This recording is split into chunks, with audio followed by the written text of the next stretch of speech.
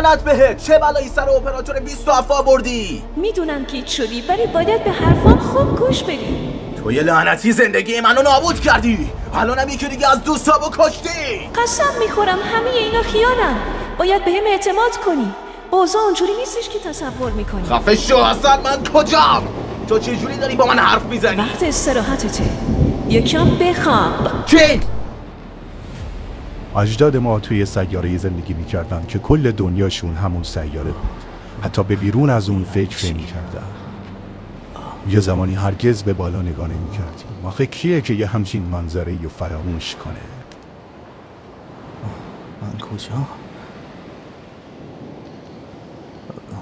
حسادت میکنم به کسایی که در گذشته‌های دور بودن. کمتر میدونستن و بیشتر زندگی میکردن. ببخشید شما کی هستی؟ بشین پسرم، بشین و به منظره نگاه کن. عجب. ای به چشم، حس خوبی داره با وجودی که حداقل من مثل تو نیستم که با دستای خودم خواهرمو بکشم.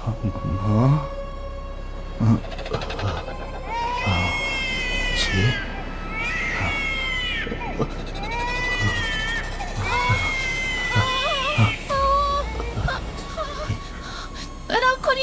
بدم کن، دارم میسوزم. تو منو کشتی.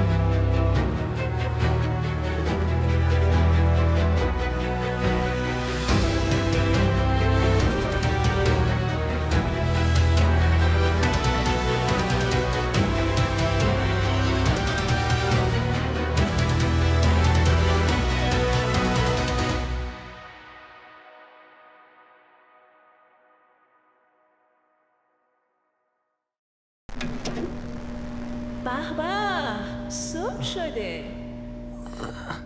چشماتو باز کن. امروز اوریزون شرایط هواش بی‌نظیره. پیشنهاد میدم حتما به پارک مرکزی سر بزنی. تازه 33% هم احتمال بارش در هنگام غروب آفتاب گزارش شده. گزارش‌های هواشناسی همیشه چرت و پرت بودن. میدونی مانی، نظر منو بخوای امروز حتما بارون میاد. یه دونه از اون غروبای خوشگلی که همیشه آرزوشو داشتی. راستی 3 روز دیگه گروه سکتورها توی اوریزون قرار اجرای زنده داشته باشن. اگه بخوای فقط کافی یک کلام بگی تا بلیتشون رو برای جور کنم. اینجا چه خبره؟ قهوه‌تم کم کم آماده شده. پاشو بیا بخور تا از دهن نیفتاده. یه مهمون ویژن برات آوردم. چی؟ اینجا چه خبره؟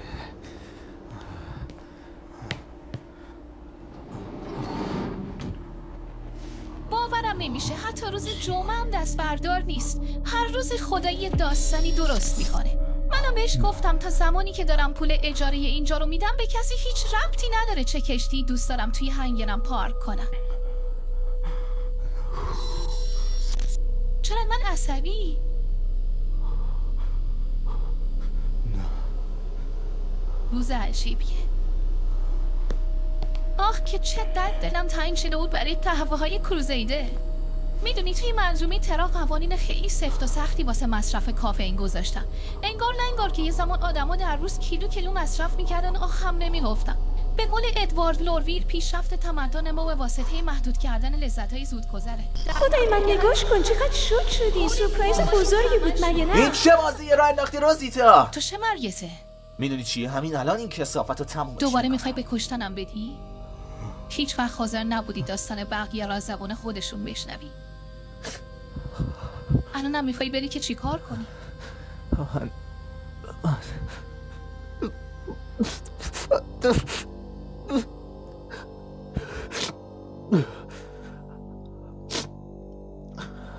فکر میکردم دلت برام تنگ شده باشه. نه تو مردی. نه خیلی وقته که مردی. نه مانی نه. من هرگز نمردم. همیشه اینجا بودم. من همیشه اینجا. این کار روزیتا است. درسته، ولی مگه فرقی هم میکنه؟ الان کنارتم، میتونی حسم کنی. این مهمه، نه هیچ چیز دیگه ای. نه این درست نیست. تو واقعی نیستی. من دارم به تو کمک میکنم، چرا نمیفهمی؟ لعنت بهت، نمیخوام کمکم کنی، تمومش کن. مانی بابا همیشه میگفت معنی خوشحال بودن به چیزایی که میبینی نیست، بلکه به چیزایی که حسشون میکنی. من الان فقط دارم با خودم حرف میزنم. تو زاده تخیل کوفتی منی. این چیزی که دارم میبینم فقط خودم، این ونسا نیست. نه این زاده تخیلت نیست. ما خودمون خوب میدونیم که تو نمیتونستی به این راحتی با این قضیه کنار بیای. به خاطر همین این بهترین راه بود. چی رو باور کنم؟ ما نمیدونستیم. چی داری میگی شما؟ این بازی رو تمومش کن روزیتا، یه حرومزاده. چطور توقع داری که بخوای یه همچین چیزی رو درک کنی یا بفهمیش وقتی مثل همه انسانی دیگه فقط یه انسانی؟ تو محدود به فکر کردنی، به آگاهی هستی، به هیچ چیز محدود نیست، اما همه بخشی از یک کل واحدی. این چرت و پرتا رو برای من تمومش کن. بحث فلسفی برای من راه میندازی روزیتا. مانی ما زیاد وقت نداریم، خواستم کمکت کنم. اگه نمیخوای میتونیم یه جوری دیگه بریم. شاید تمام چیزایی که توی دنیا داری میبینی واقعیت نباشه. نمیتونی مرز واقعیت و مجاز رو تشخیص بدی، پس بیا فقط حسش کنیم. من تو رو حس میکنم، تو منو میسازی، منو به تصویر میکشی. در حال حاضر تو خالق منی. خاطرات من خاطرات تو، از شخصیت من جوریه که تو به یاد داشتی، ولی الان من هستم مثل خودت که هستی. میتونی بین این دوتا تفاوت قائل بشی؟ شاید تو هم تخیل یه دنیای نه این حرفای ونسا نیست. اینا کاملا حرفای خودم. هیچ خودی وجود نداره. من ونسایی نیستم که یه روزی زنده بود، اما ونسایی هم که تو همیشه به یاد داشتی. این افکار، این آگاهی مال تو نیست. تو مال این آگاهی هستی، بخشی از این آگاهی هستی و الان هم ما زیاد وقت نداری. تمام این چیزایی که داری میبینی، تجربه هایی که داری میکنی، تو توسط اون برگزیده شدی و باور کنی یا نه میدونم به چی داری فکر میکنی. میدونم که اون پسر کوچیک ته قلبت میخواد باورش بکنی. میدونم که برات سوال شدی که باید تو چه چیزی کمک کنی. اینا رو نمیگم، میدونم به خاطر اینکه زادی تخیلتم، یک کسی که با اون چیپست توی سر بهش آگاهی بخشیده شده. به خاطر اینکه من همیشه میشناختمت از همون روز اول که زنده بودم. حالا این همون ونساییه که به خاطر میاری. من هنوز بهت اینون دارم. این ونسای من نیست. اگه میخوای کمکت کنم این مسخره بازی رو تمامش کن. خیلی خوب. خواهش میکنم.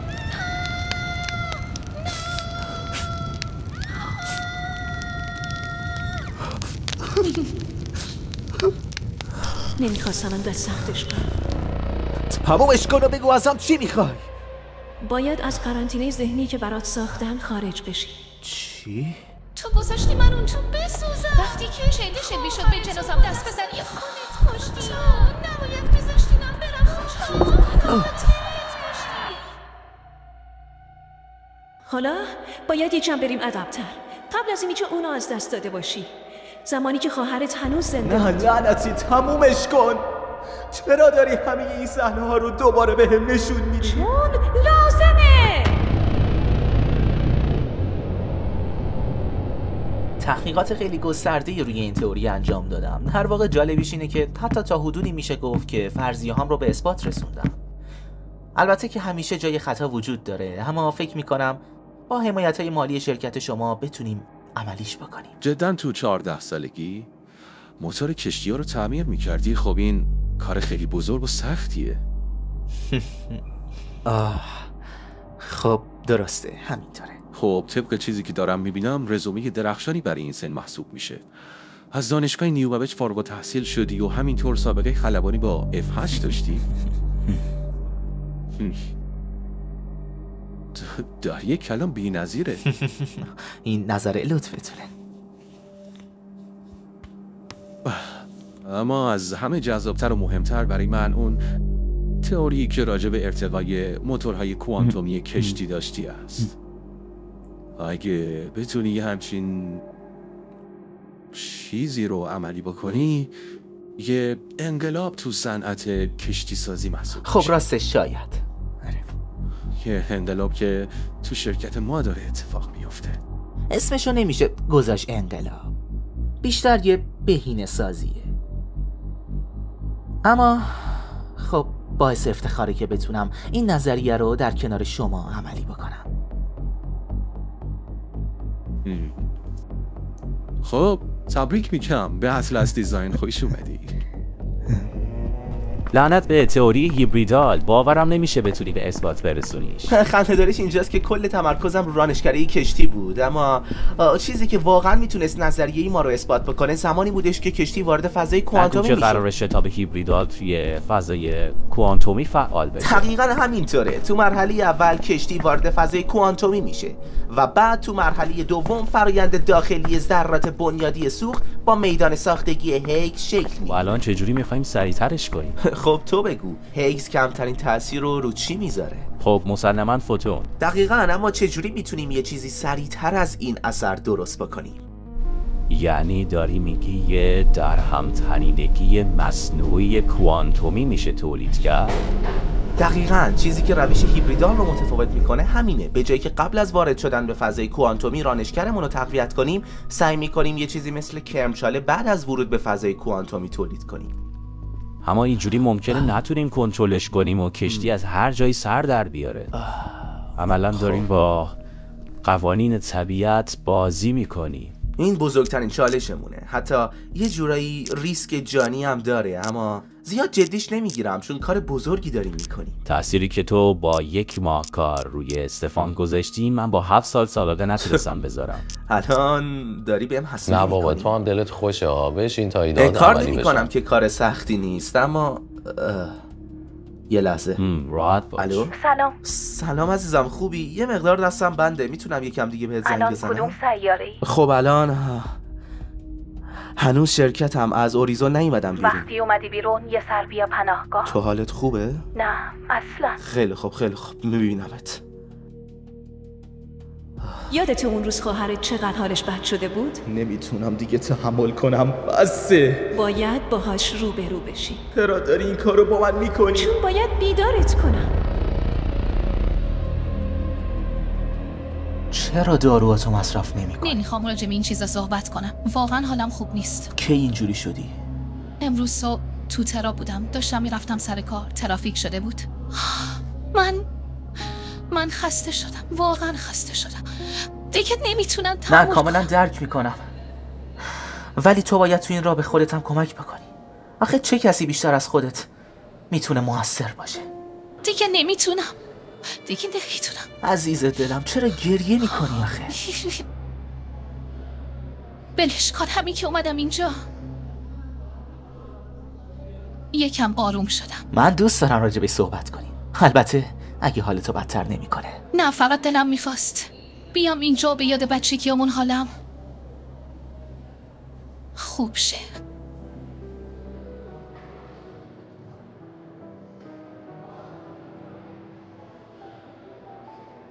راستی پرواز آزمایشیتون کیه؟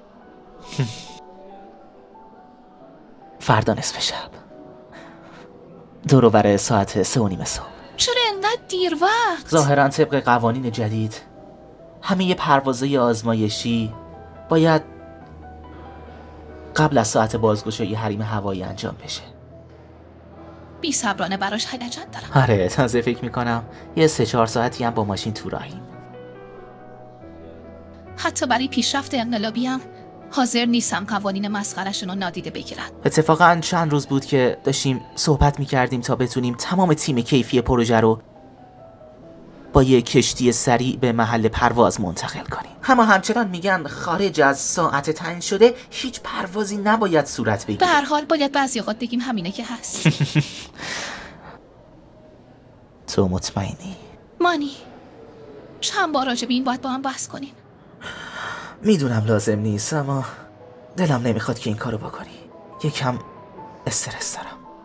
تو تمام زندگی تو برای این کار گذاشتی. از طرفی تو تمام زندگی منی. معلومه که دوست دارم اون لحظه هیجان انگیز موفقیت تو از نزدیک شاهد باشم. اتفاقا رئیسم هم خیلی استقبال کرد.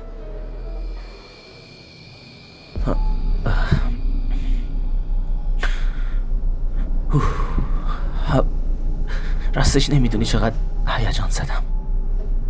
بایدم باشی. تو یه چیز جدید ساختی. نمیدونم، همش نگرانم که شاید. هیچ شایدی وجود نداره. تو موفق شدی.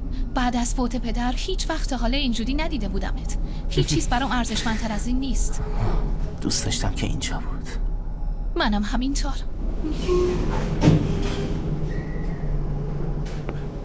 ببینین که اینجاست. فرد آینده است. همه چی آماده است. حالیه، بریم. کمتر از 2 ماه پیش که توی دفترم نشسته بودیم و داشتم رزومت رو مطالعه می‌کردم، فکر نمی‌کردم انقدر زود به این نقطه برسیم. پس چی؟ داداش منو دست کم گرفتی؟ راستش بیشتر از همه خودم رو دست کم گرفته بودم. خب ماشین سفر آماده است. بفرمایید داخل. خب راستش انتظار ماشین بهتری رو داشتم. انقدر قر نزن. داداشت قرار پولدارمون کنه. باشد ماشین‌های شیک‌تر.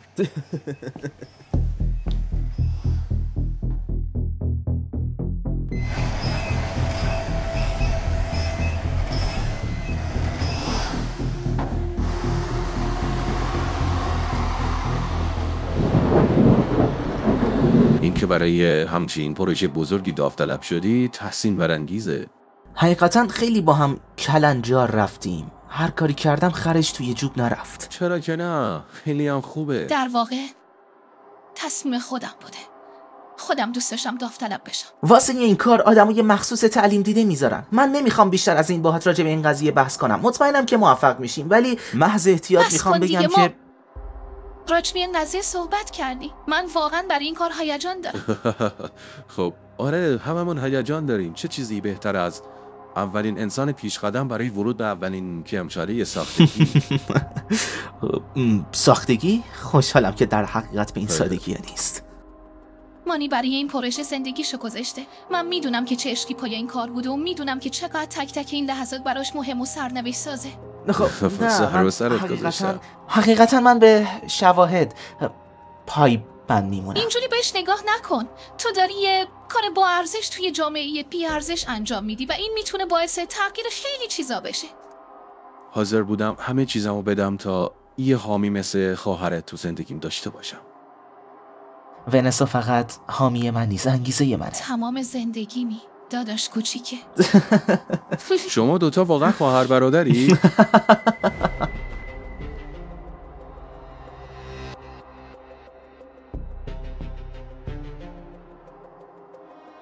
خیلی خب، ما داریم نزدیک میشیم. محوطه رو خالی کنید و کشتی رو وارد کنید.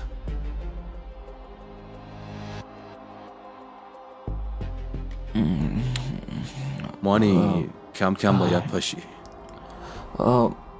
رسیدیم؟ آره تقریبا. جدی؟ چقدر مگه خواب بودی؟ 4 ساعتی میشه. مثل برق و باد گذشت.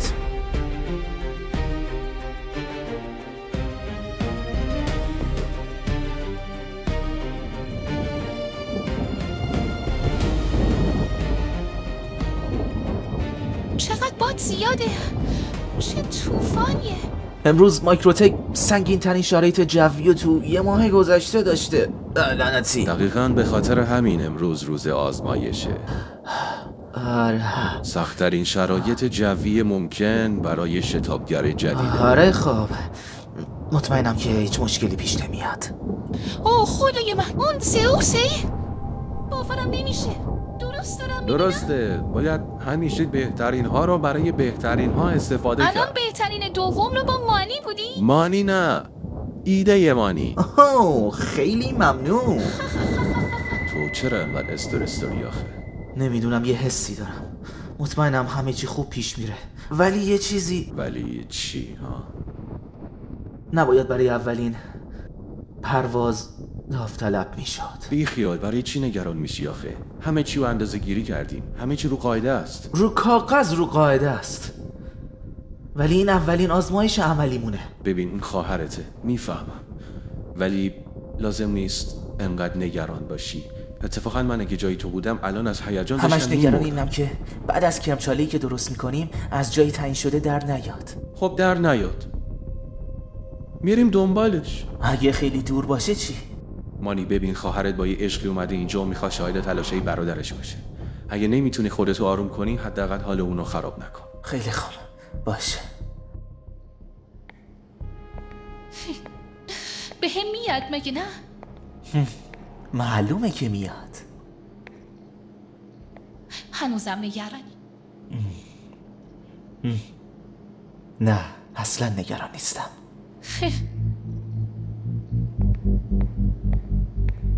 تا چه مقدار میتونیم فرکانس های ورودی رو دریافت کنیم؟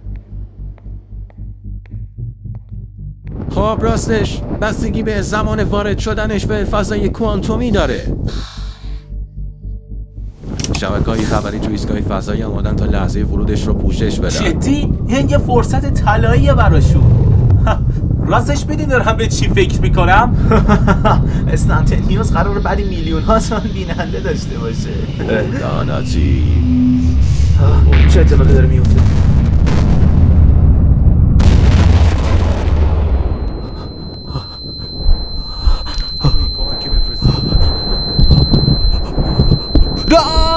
نه تمومش کن. چرا اینا رو داری به من نشون میدی حرومزاده؟ تمومش کن. این تنها راهه. باید تو رو با خودت روبرو کنم. تو باید گذشته‌تو بپذیری. این تو نبودی که ونسا رو بکشتن. خفه شو کثافت حرومزاده. مثلا من کجام؟ من تو ذهن خودم گم شدم. تو منو زندانی کردی. مثلا چجوری روشن شدی؟ چجوری دارم صدا تو میشنوم؟ من دارم دیوونه میشم. چجوری دارم این صحنه ها رو دوباره زندگی میکنم؟ چه بلایی سر من آوردی؟ نه مثل این چه اینجوری نمیشه. باید یه جور دیگه با هم حرف بزنیم. منو نگاه کن.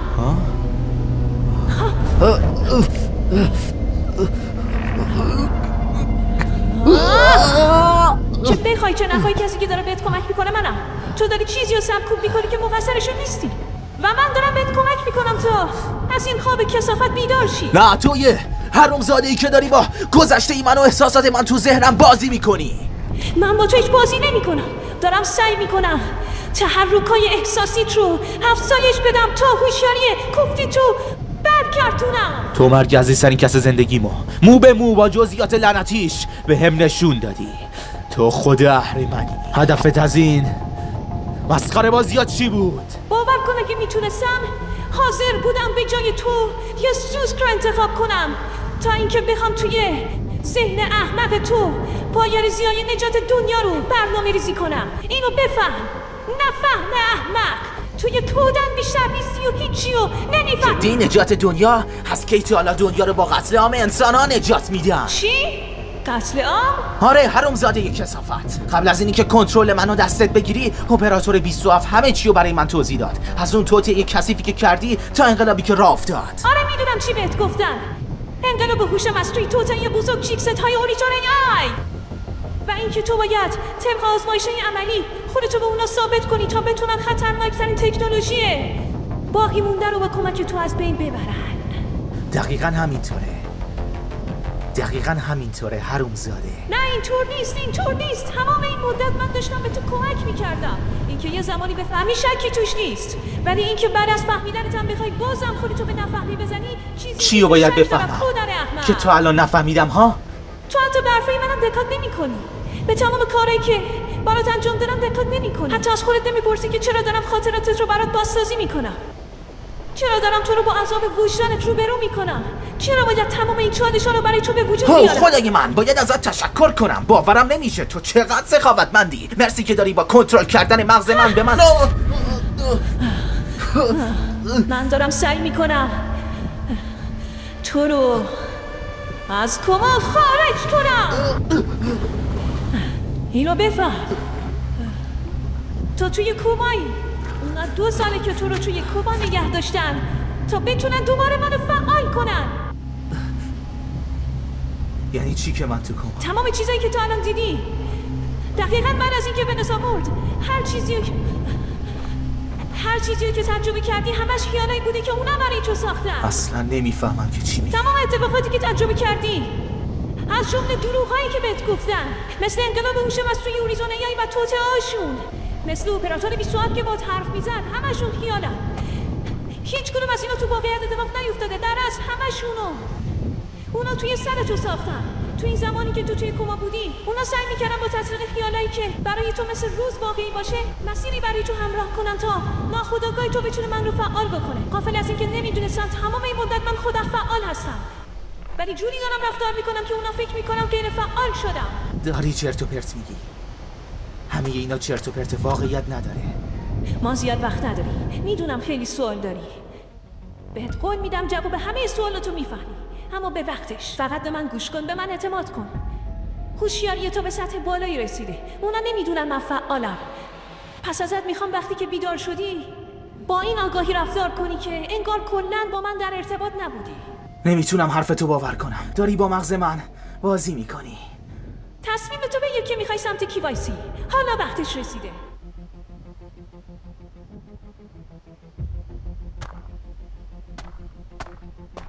بیدار شو.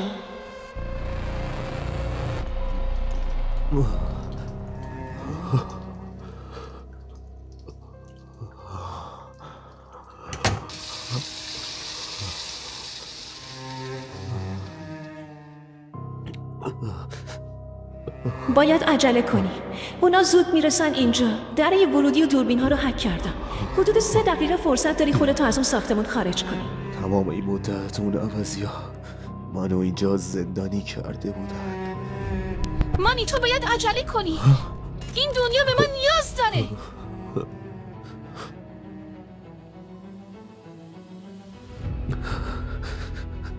الان فقط عجله کن. از ساختمون بزن بیرون. جلوی در یه ماشین پارک شده.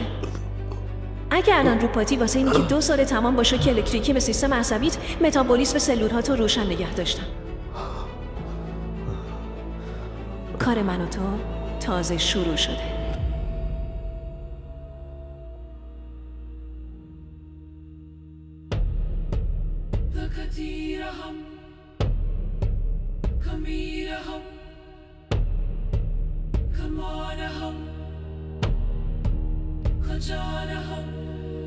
من هرگز